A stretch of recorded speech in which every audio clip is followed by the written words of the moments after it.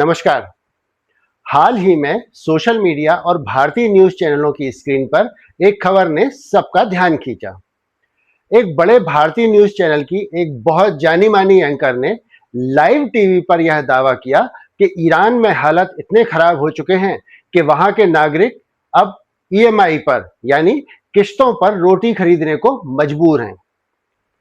सुनने में यह दावा बड़ा चौंकाने वाला लगता है। ऐसा लगता है मानो कोई देश पूरी तरह से भुखमरी की कगार पर आ गया हो। इस खबर के बाद इंटरनेट पर एक बहस छिड़ गई। यहां तक कि भारत में मौजूद ईरान के दूतावास ने भी इस पर अपनी प्रतिक्रिया दी। लेकिन एक सजग नागरिक के तौर पर हमारा फर्ज है कि हम सिर्फ हेडलाइंस देखकर अपनी राय ना बनाएं। आज हम तथ्यों के चश्मे से देखेंगे कि अमेरिकी प्रतिबंध और भू राजनीतिक यानी जियोपॉलिटिकल तनाव के बाद आज वाकई ईरान की आर्थिक स्थिति कैसी है, वहां का नागरिक समाज किस दौर से गुजर रहा है और सबसे बड़ा सवाल, क्या है वाकई ईरान में लोग किश्तों पर रोटी खा रहे हैं या कहानी में कोई बड़ा ट्विस्ट है। बने रहिए मेरे साथ, हम ईरान के इस आर्थिक चक्रव्यूह की एक एक करके परत खोलेंगे। कहानी की शुरुआत यहां से नहीं होती है कि आज ईरान कहां है। शुरुआत वहां से होती है कि ईरान को यहां तक पहुंचाया किसने। ईरान कभी मध्य पूर्व की सबसे मजबूत और आर्थिक अर्थव्यवस्थाओं में से एक था, लेकिन 2018 में जब अमेरिका ने न्यूक्लियर डील से अपने हाथ खींच लिए और ईरान पर अब तक के सबसे कड़े आर्थिक प्रतिबंध लगा दिए, तो ईरान की रीढ़ की हड्डी कही जाने वाली तेल की अर्थव्यवस्था यानी ऑयल इकोनॉमी को गहरा धक्का लगा। ईरान के बैंकिंग सिस्टम को वैश्विक वित्तीय प्रणाली, जिसे दुनिया में स्विफ्ट बोलते हैं, उससे बाहर कर दिया गया। सबसे बड़ा असर ईरान पर जो आया वो था ईरान की मुद्रा रियाल में बहुत ज्यादा गिरावट आ गई। जब करेंसी गिरती है तो जाहिर है आयात महंगा हो जाता है। दूसरी सबसे बड़ी समस्या यहां से हुई आसमान छूती महंगाई। ईरान के आधिकारिक आंकड़ों के अनुसार पिछले कुछ सालों में खाद्य की मुद्रास्फीति 70% से अधिक और सामान्य महंगाई दर 40 से 50% के बीच रही है। खाना पकाने का तेल, अंडे, डेयरी उत्पाद अब आम लोगों की जेब से दूर होते चले जा रहे हैं। तीसरा बड़ा बुनियादी अंतर आया सब्सिडी में बदलाव। ईरान सरकार अपने नागरिकों को बुनियादी चीजों पर भारी सब्सिडी देती रही है, लेकिन अब सरकार का खजाना भी खाली हो रहा है। इस वजह से साल 2022 के बाद से अपनी सब्सिडी व्यवस्था में एक बड़ा ऑपरेशन किया।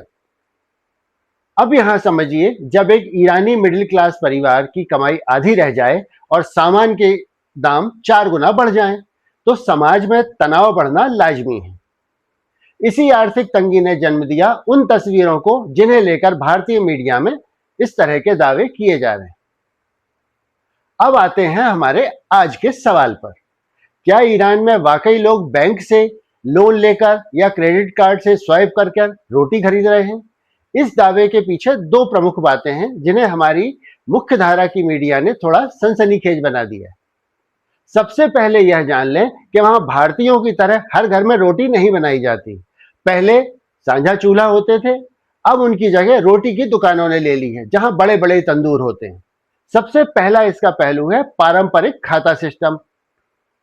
ईरान के कुछ बेहद पिछड़े और गरीब इलाकों से ईरान की ही कुछ स्थानीय वेबसाइट ने रिपोर्ट किया था कि वहां कुछ बेहद गरीब परिवार बेकरी वाले के पास डायरी में अपना नाम लिखवाते हैं, वो रोज रोटी लेते हैं और महीने के आखिरी में जब उन्हें सरकार से मिलने वाली सब्सिडी प्राप्त हो जाती है तो वो उस बेकरी वाले का कर चुकाते हैं।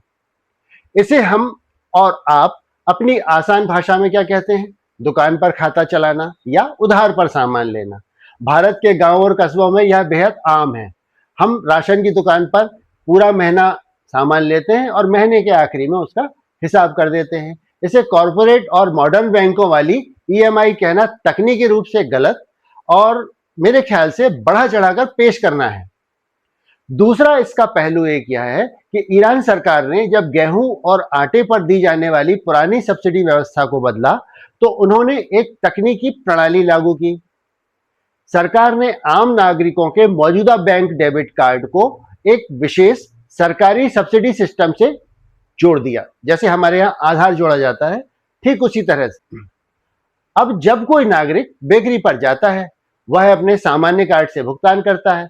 कार्ड स्वाइप करते ही सरकार द्वारा तय की गई सब्सिडी नागरिक के खाते से कटती है और बाकी की बची हुई वास्तविक कीमत, जो उसका भुगतान सीधे सरकार बेकरी मालिक को डिजिटल माध्यम से कर देती है। उदाहरण के तौर पर अगर यदि एक रोटी की कीमत 10 रुपए है, तो 5 रुपए सरकार उसको भुगतान, 5 रुपए व्यक्ति खुद भुगतान कर देता है और 5 रुपए सरकार उसको सब्सिडी के माध्यम से सीधे दुकानदार को कर देती है। इस डिजिटल ट्रैकिंग और कार्ड आधारित राशनिंग व्यवस्था को कुछ विदेशी और बाद में भारतीय मीडिया आउटलेट्स ने इस तरह समझाया या समझा कि बिना कार्ड या किस्तों के वहां रोटी नहीं मिल रही। इसी को भारतीय न्यूज एंकर ने ईएमआई पर रोटी का नाम दे दिया, जो कि जमीनी हकीकत से दूर खबरों को सनसनीखेज बनाने का एक तरीका था। हालांकि इस पर ईरान की एम्बेसी ने भी स्पष्ट किया था कि यह एक सब्सिडी वितरण प्रणाली है, ना कि कोई लोन स्कीम। आपसे रिक्वेस्ट है कि इस वीडियो को आखिरी तक जरूर देखें। अब आगे चलते हैं और मूल विषय पर बात करते हैं।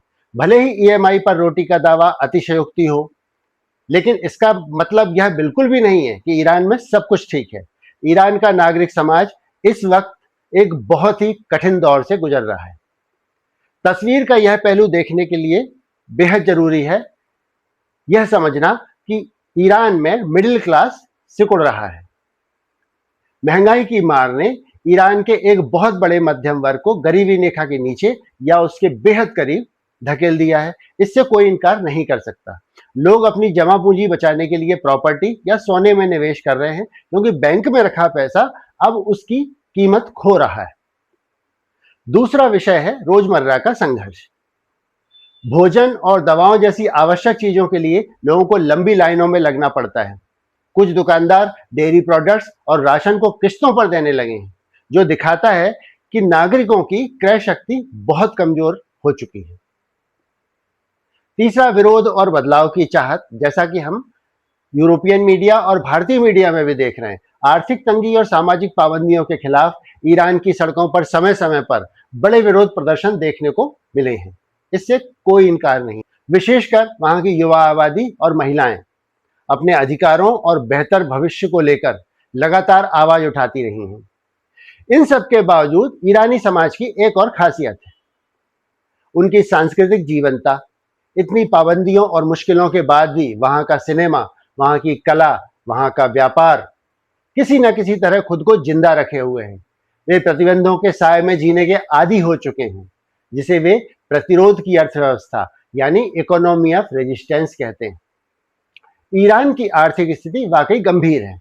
अमेरिकी प्रतिबंधों ने आम नागरिकों की जिंदगी को बहुत मुश्किल बना दिया है, लेकिन जब मीडिया इसे ईएमआई पर रोटी जैसी हेडलाइंस के साथ परोसता है, तो वह एक गंभीर मानवीय और आर्थिक संकट को एक मजाक या सनसनी में बदल देता है। अंतर्राष्ट्रीय समझ और पत्रकारिता में तथ्यों की सटीकता बहुत मायने रखती है।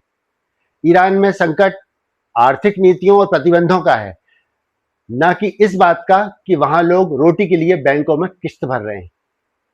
दुनिया के किसी भी कोने में जब युद्ध होता है या प्रतिबंध लगते हैं या आर्थिक नीतियां फेल होती हैं, तो नुकसान किसी सरकार का नहीं, वहां की रसोई का होता है, आम लोगों का होता है। सबसे बड़ी बात यह है कि ईरान और ईरानियों ने मुसीबतों से लड़ना सीख लिया है। ईरान भारत का पुराना सहयोगी है।